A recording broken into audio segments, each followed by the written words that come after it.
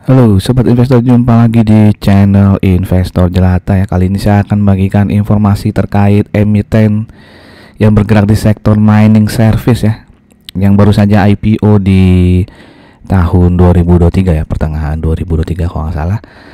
Nah, apakah emiten ini menarik ya, dan apakah dia akan bagi dividen ya di tahun 2024 ini? Mari kita bahas ya, dan kita bahas juga review laporan keuangan kuartal 1-nya nih ya. Jadi dia salah satu emiten yang duluan merilis laporan keuangan kuartal 1 tahun 2024 ya. Sebelum kita bahas terkait emiten ini, saya ingin menginformasikan beberapa video ya yang membahas saham-saham yang rutin membagikan dividen cukup besar ya. Dimana yang terbaru saya membahas tentang UNTR ya, yang saya bahas juga kinerja sampai dengan Februari 2024 ya. Jika teman-teman berminat untuk menonton video-video ini, nanti linknya bisa cari di kolom deskripsi atau langsung saja search di channel Investor Jelata ya. Untuk yang UNTR nanti linknya saya taruh di pojok kanan atas. Oke, emiten yang akan saya bahas hari ini adalah PT Mandiri Herindo Adi Perkasa ya, dengan kode ticker MAHA ya. Dimana MAHA ini didirikan pada tahun 94 ya, jadi sudah cukup lama berdiri ya. Dia adalah memberikan servis ini ya, transportasi ya, terutama transportasi darat ya. Yang lautnya nggak ada ya, kayaknya sih dia darat semua ya, dengan truk-truknya ya, dengan dump truck dan sebagainya. Kita lihat dulu kepemilikan sahamnya ya. Paling besar itu dimiliki oleh PT Edika Agung Mandiri ya, 34,5%. Lalu ada perorangan cukup banyak di sini ya, termasuk beberapa direktur dan komisarisnya juga memiliki saham yang cukup besar nih ya. Ada yang sampai 7,75% ya, ada yang paling kecil ada yang 3% ya. Jadi lumayan banyak nih ya saham yang dimiliki oleh perorangan gitu. Sedangkan untuk masyarakatnya adalah 24,16 ya. Dimana dari yang dimiliki masyarakat ini ya, itu mayoritas dimiliki oleh lokal ya. Asingnya cuma sedikit ya, 0,an gitu ya. Jadi ya dikuasai lokal lah gitu ya, bisa dibilang emiten ini. Ya, jadi klien-kliennya MAHA ini nggak kaleng-kaleng ya, perusahaan-perusahaan besar semua ya. Indika Energi, lalu MCOL ya, Mandiri Inti Perkasa, ada Bayan Group ya. Ini PT Indonesia Pratama dimiliki oleh Bayan Group. Lalu juga ada United Tractor ya, dimana ini memang klien pertamanya si MAHA ya, sejak tahun 90-an ya, PT Pama Persada Nusantara. Lalu ada Cuan dan juga Dewa ya. Ya Dewa tahu sendiri ya, Bakri Group ya, dimana sejak awal tahun 2024 ini menjadi single kontraktor di Dewa ya si MAHA ini. Dan daerah operasinya ya di Pulau Kalimantan semua ya. Ya, ini jadi dia transportasi di darat ya, mulai dari land clearing, lalu mentransport batu baranya ke gudang ya, ke stockpile ya, lalu sampai ke pelabuhan juga ya. Dan dia ada servicing juga ya, road maintenance ya. Jadi selain transport, dia juga memelihara jalanannya ya, road maintenance. Ini contoh-contoh armadanya ya. Ini ada mega double trailer ya, lalu ada dump truck ya. Dan dia IPO di Juli 2023. Jadi baru saja, belum ada setahun nih berarti IPO-nya ya. Ini berita terbaru di Maret 2024 ya. MAHA siap angkut 80 juta ton batubara pasca jadi kontraktor di KPC ya. Jadi dia menjadi kontraktor tunggal ya, selain tadi di Dewa ya, dia juga menjadi kontraktor tunggal di PT Kaltim Primakol ya, dimana kita tahu juga si Kaltim Primakol atau KPC ini dimiliki oleh Bumi Resources ya. Jadi dia mulai 1 Januari resmi menjadi kontraktor tunggal pengangkutan batubara di milik anak usaha Bumi ya, ini di KPC ya. Jadi dia sekarang jadi kontraktor tunggal di Dewa dan juga di KPC ya. Dewa dan KPC ini dua-duanya terrelasi dengan Bakri Group ya, bukan Bakri Group sih ya, Bumi Resources lah ya. Ya, Bakri Group ada di Bumi Resources, tapi selain Bakri kan sekarang udah ada ini ya, Saling Group ya di dalam Bumi itu ya. Oke, lalu di Agustus 2023 juga nih ada berita ya, dia memperpanjang kontrak dengan Indika ya. Ya, jadi perpanjangan kontrak sampai dengan 2027 nih. Tapi sebenarnya dengan Indika ini udah lama ya, udah 24 tahun dia bekerja sama dengan Indika sejak tahun 2000. Jadi mungkin per 5 tahun kontraknya diperbarui gitu ya. Oke, jadi kita udah kenalan ya dengan si Maha ini ya, dengan klien-klien perusahaan batubara yang besar ya. Jadi bukan perusahaan batubara yang kaleng-kaleng gitu ya. Jadi mari kita lihat ya laporan keuangannya. Sebelum kita masuk ke bagian keuangan dan rasio-rasio keuangannya, saya ingin mengajak teman-teman yang mungkin saja baru mampir di channel ini untuk mensubscribe dan jangan lupa untuk klik loncengnya agar tidak ketinggalan notifikasi. Dan jika dirasakan video-video di channel ini bermanfaat, saya ingin minta tolong like, comment, and share-nya. Terima kasih. Oke, ini laporan keuangan tahunan ya, dari 2020 sampai dengan 2023 ya, dimana di tahun lalu ini profitnya turun ya, cukup dalam ya, 46% ya, walaupun pendapatannya itu naik ya, 20,45%.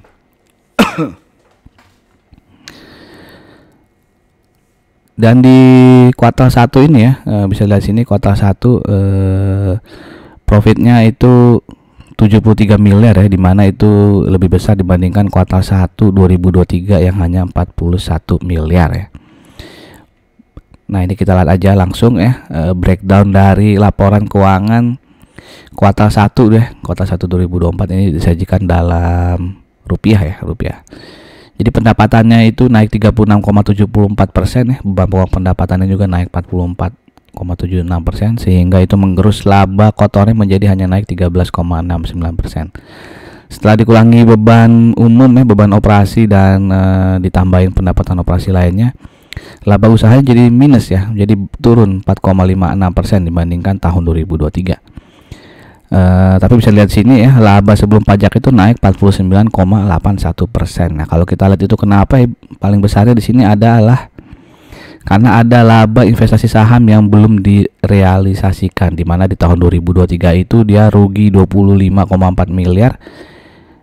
Ya, ini kuartal 1 2023 ya. Di kuartal 1 2024-nya dia profit ya 11,1 miliar. Jadi inilah yang membuat kenapa walaupun tadi laba usahanya turun, tapi dia laba sebelum pajak penghasilan badannya itu bisa naik 49,81%.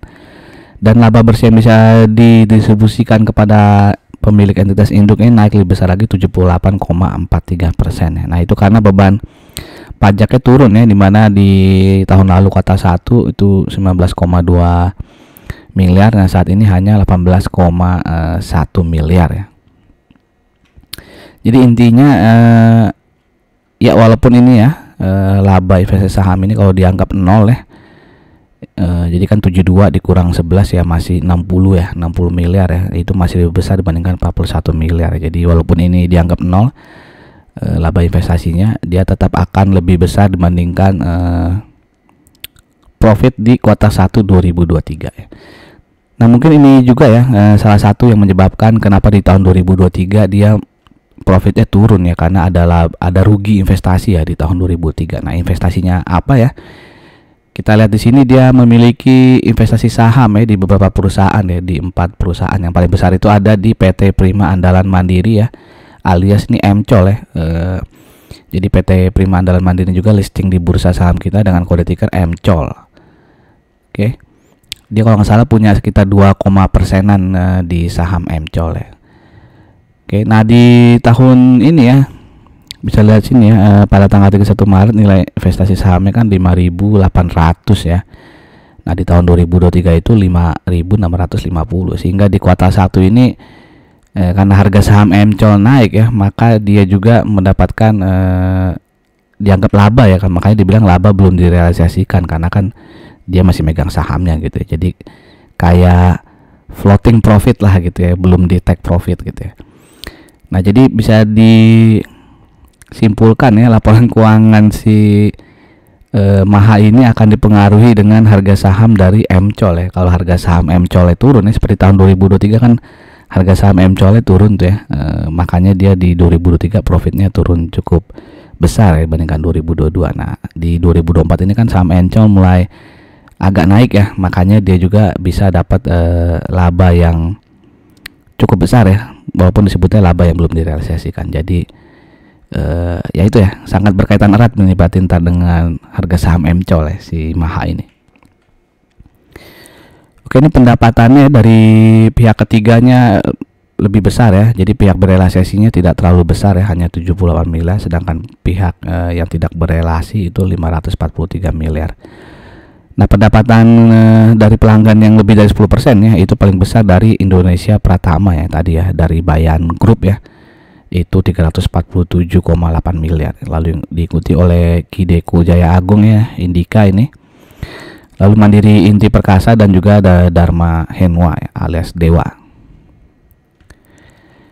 Ini adalah produksi ya. Mungkin ini jumlah batu bara yang diangkut ya, dari tahun ke tahun selalu naik ya, dari 2019 sampai dengan 2023. Begitupun dari profit operating profitnya juga selalu naik ya, dari 2019 sampai dengan 2023. Nah, sekarang kita bandingkan ya dengan perusahaan sejenis ya, TPMA, PSSI, BSML, MBSS ini kalau nggak salah kan dia transportnya tapi lebih ke laut ya, jadi logistik antar pulau gitu ya. Kalau RMKE kayaknya sih ada ya yang transportasi daratnya juga ya. Mungkin teman-teman yang tahu ya silakan tuliskan di kolom komen ya, perusahaan apa yang persis seperti Maha ya, yang transportasi batu baranya itu di darat saja gitu ya.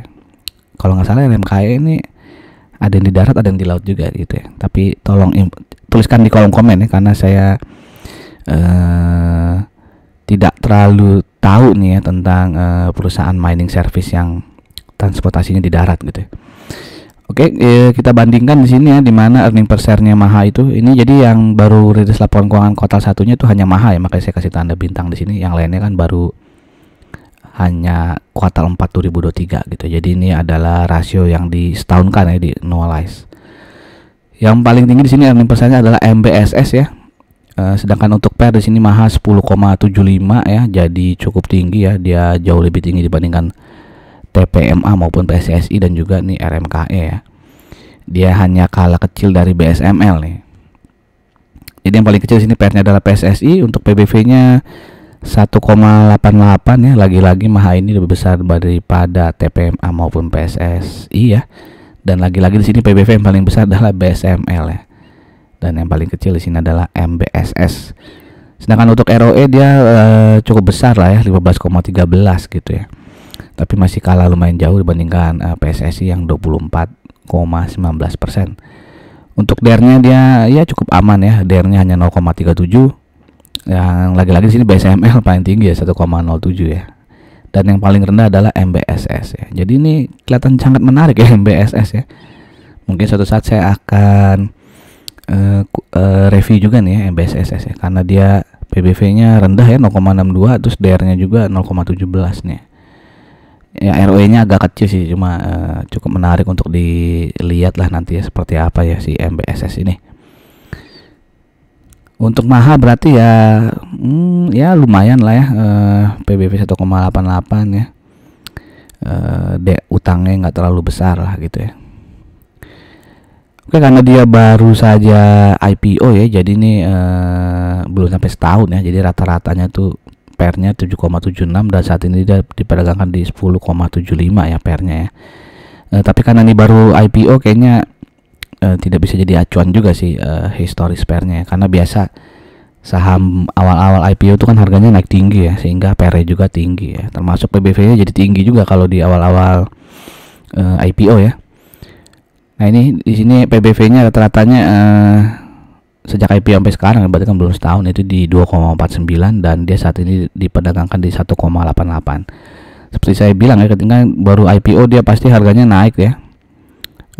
Berarti IPO yang cukup sukses ya, maksudnya retailer yang megang sahamnya dikasih cuan lah di awal-awal ya. Makanya PBV bisa tinggi sekali ya. Maka tadi saya bilang kalau baru IPO gini tidak bisa jadi acuan juga sih historis dari PBV maupun PER-nya. Tapi ya kita hitung aja lah ya. Saat ini book value-nya Maha ini di 111,92. Kalau kita asumsikan harga wajarnya itu di PBV 2,49, maka harga wajarnya di 278,68 ya. dan dia harga di closing Jumat kemarin 19 April itu di 210 sehingga margin of safety-nya 32%. Tapi sekali lagi kalau saya pribadi kalau baru IPO ini ya belum ada setahun bahkan ya itu PBV rata-rata ini jangan terlalu dijadikan acuan gitu ya. Oke. Mungkin ya kita bisa lihat acuannya dari rival-rivalnya ini ya, TPMA, PSSI ya yang PBV-nya ya sekitar 1,2 1,1 gitu ya.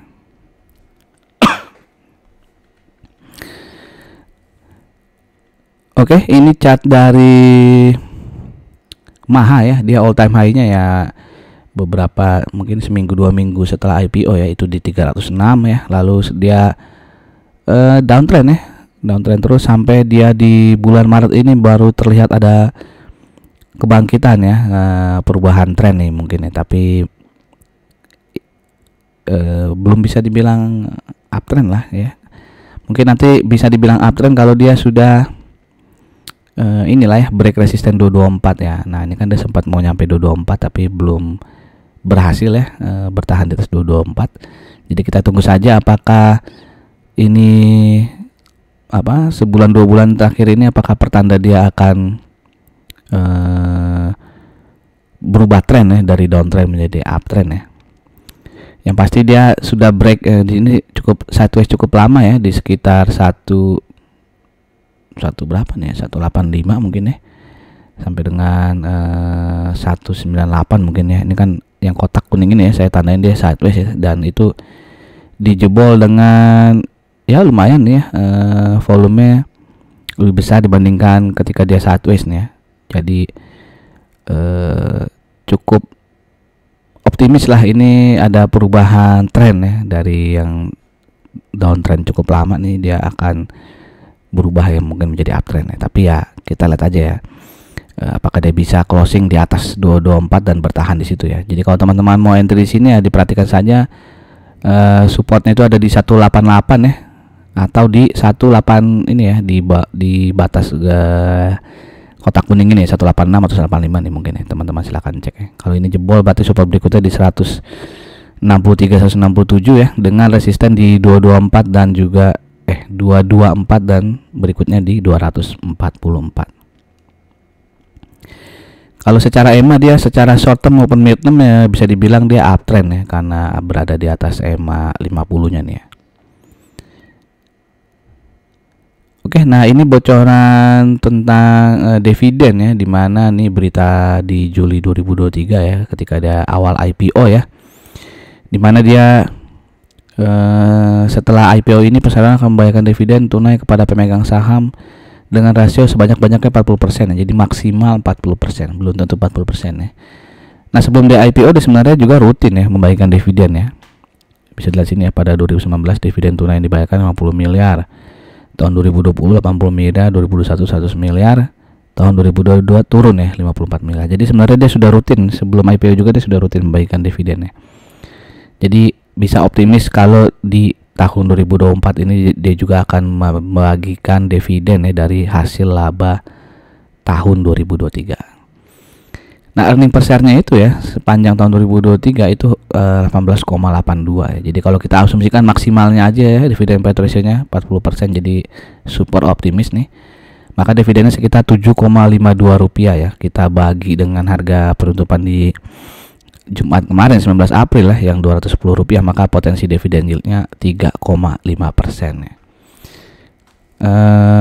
Ya nggak terlalu besar ya, cuman untuk ukuran yang baru IPO ya sudah lumayan ya, dan dia berarti kan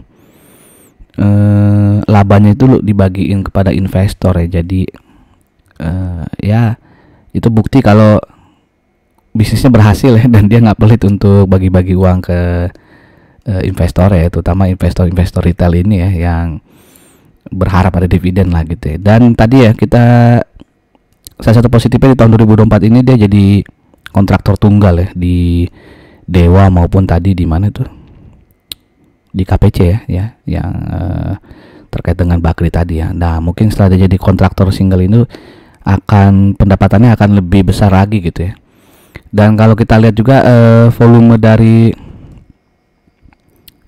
penjualan batu bara ya, volume penjualan batu bara itu naik di kuartal 1 ini, walaupun harganya belum tahu ya harga batubara, tapi kan dia pengangkutan ya, transport ya. Jadi kalau volume batubara naik, kemungkinan besar juga pendapatan dia akan naik ya. Walaupun katanya sih kontrak-kontrak pengangkutan batubara itu dipengaruhi juga ya oleh harga batubaranya sendiri gitu ya. Oke, tapi cukup menarik ya untuk dilihat performa dari Maha ini ya, setelah dia dapat kontraktor tunggal ya di Dewa maupun di KPC tadi. Apakah nanti di kuartal 2-nya profitnya akan semakin besar lagi ya. Tapi sekali lagi tadi ya, karena dia masukin laba yang belum direalisasikan dari MCOL, berarti dia juga akan dipengaruhi profitnya si Maha ini akan dipengaruhi oleh harga saham MCOL gitu. Jadi selain kita harus merhatiin Maha, kita juga harus merhatiin harga saham MCOL berarti ya, untuk memprediksi laporan keuangan dari Maha. Oke, itu saja dari saya. Bagaimana menurut teman-teman? Apakah menurut teman-teman prospek Maha ini menarik ya, bagus ya? Kalau dari segi pimpinannya ya, menurut saya sih cukup baik ya, karena dia baru IPO tapi dia langsung bagiin dividen ya, nggak pelit lah gitu terhadap investor ya. Nah, bagaimana menurut teman-teman? Silahkan tuliskan pendapat teman-teman di kolom komen ya, atau mungkin malah teman-teman ada yang sudah punya saham Maha, silahkan juga tuliskan di kolom komen. Sampai jumpa lagi di video-video berikutnya. Dan sekali lagi, jika dirasakan video-video di channel ini bermanfaat, saya minta tolong untuk like, comment, and share. Sampai jumpa. Salam jelata.